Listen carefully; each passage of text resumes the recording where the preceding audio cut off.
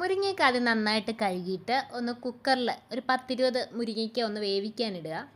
അപ്പോൾ മുരിങ്ങയ്ക്ക നന്നായിട്ട് വേവിക്കുക, ഉടയാത്ത രീതിയിൽ വേവിച്ചെടുത്ത ശേഷം നമ്മളത് ഇങ്ങനെ അതിനകത്തെ പൾപ്പൊക്കെ ഒന്ന് നല്ല രീതിയിലൊന്ന് റിമൂവ് ചെയ്യുക പറഞ്ഞാൽ ആ പൾപ്പാണ് നമുക്ക് കറിക്ക് ആവശ്യമുള്ള ഇത്. അപ്പോൾ അങ്ങനെ ഫുൾ പൾപ്പ് റിമൂവ് ചെയ്തു. അപ്പോൾ മുരിങ്ങയ്ക്കയുടെ വെള്ളവും നമ്മൾ വേവിച്ച വെള്ളം നമ്മൾ സേവ് ചെയ്ത് വെക്കുക. അപ്പോൾ ഇത്രയും മുരിങ്ങക്കോലെടുത്ത് നമുക്ക് ഇത്രയും പൾപ്പേ കിട്ടുള്ളൂ കേട്ടോ. പിന്നെ അതിന് ശേഷം നമ്മൾ കടുക് വറുക്കുകയാണ്.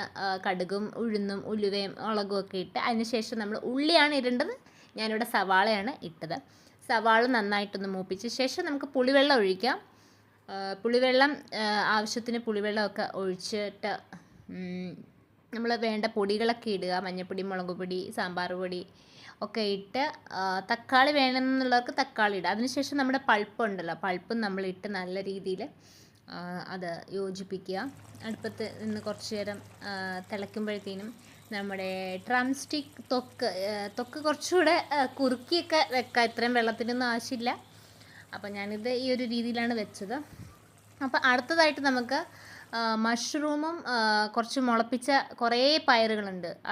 കടല, മുതിര, ചെറുപയർ, പിന്നെന്താ രാജ്മ, അതെല്ലാം കൂടെ ഈ മുളപ്പിച്ച പയറാണിത് കേട്ടോ. അപ്പോൾ അതെല്ലാം എടുത്ത് നമുക്കൊന്ന് വേവിക്കാൻ വെക്കാം. പാലക്കും തക്കാളിയും വേറൊരു പാത്രത്തിൽ വേവിക്കാൻ വെക്കാം. വെന്ത സാധനം നമുക്കിനി മിക്സിയിലോട്ടിട്ട് ഒന്ന് അടിച്ചെടുക്കണം.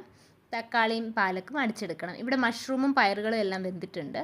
അപ്പോൾ അടിച്ചെടുത്ത പാലക്കും തക്കാളിയുമാണ് ഇത്. ഇനി അടുത്തായിട്ട് നമുക്ക് നമ്മുടെ ടോഫു നല്ലതുപോലെ എക്സസ് വാട്ടറൊക്കെ കളഞ്ഞ് കട്ട് ചെയ്ത് വെച്ചിരിക്കുന്ന ടോഫുമാണ്. നമുക്ക് സവാളയും കൂടെ ഒന്ന് കട്ട് ചെയ്ത് വെക്കാം. നമുക്കിതിന് വേണ്ടിയിട്ട് ആവശ്യത്തിനുള്ള പൊടികൾ എന്ന് പറഞ്ഞാൽ ചിക്കൻ മസാല വേണം, ഗാർലിക് പൗഡറും അതുപോലെ തന്നെ നമ്മുടെ ഇറ്റാലിയൻ സ്പൈസ് മിക്സ്ഡ് ഹെർബ്സൊക്കെ വേണം. നമുക്ക് എണ്ണ ഒഴിച്ച് സവാള നന്നായിട്ട് വഴറ്റാം.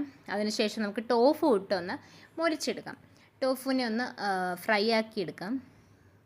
ടോഫു ആവശ്യത്തിന് വെന്ത് കഴിയുമ്പോഴത്തേനും ഞാൻ കുറച്ച് മുളപ്പിച്ച പയറുകളൊക്കെ ഇവിടെ എടുത്തിട്ടിട്ടുണ്ട്. അതിനുശേഷം നമുക്ക് പാലക്ക് തക്കാളി മിശ്രിതം ആഡ് ചെയ്ത് കൊടുക്കുക. അതിനുശേഷം മഞ്ഞൾപ്പൊടി, മുളക് പൊടി, chicken masala, garlic powder, Italian spice mix ഏതാണ് മിക്സ് ചെയ്ത് ഞാൻ പാത്രഭാഗം ആകാനൊന്നും വെച്ചില്ല. അപ്പോൾ തന്നെ ഇരുമ്പ് ചീനച്ചട്ടി ആയതുകൊണ്ട് വേറൊരു പാത്രത്തിലോട്ട് മാറ്റി വെച്ചിട്ടുണ്ട്. അപ്പോൾ അങ്ങനെ നമ്മുടെ ഊണ് തയ്യാർ.